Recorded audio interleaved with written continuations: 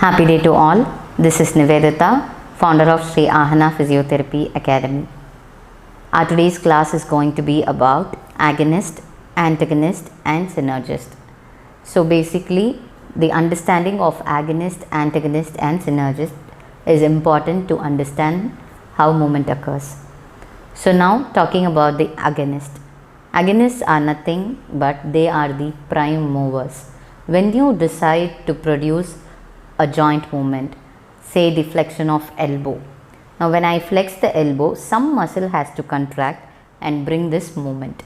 So the muscle that is going to bring this movement mainly is termed as the prime mover.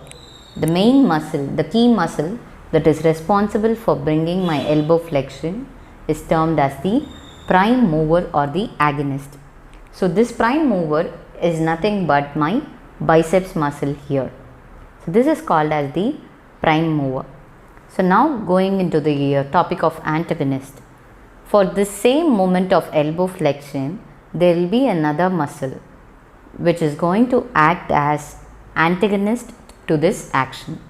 So the antagonist will be nothing but my triceps, the muscle that can produce extension. Okay, but when I try to flex my elbow, if elbow flexion is a desired action that I require, my prime mover will be capable of doing it.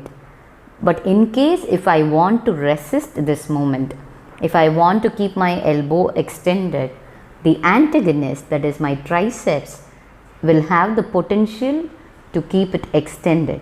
So this muscle is called as the antagonist. The triceps is called as the antagonist for elbow flexion.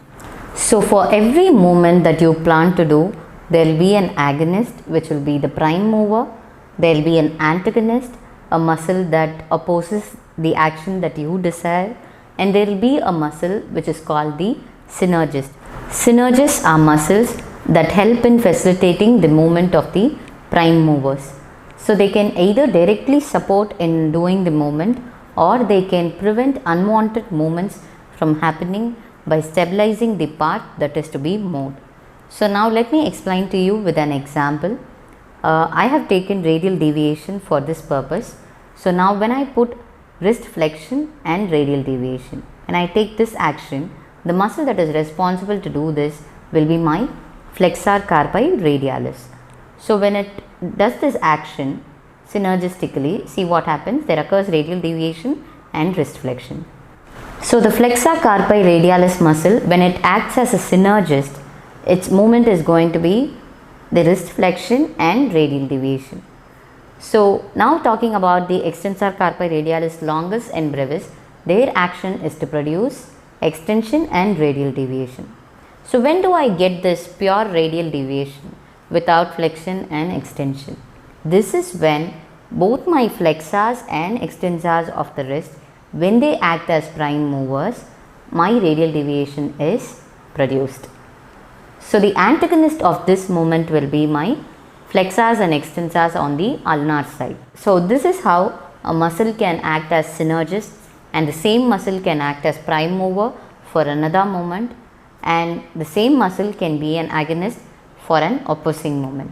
So each muscle has got different roles when you take. It can be a prime mover for one movement and it can be an antagonist for the other movement.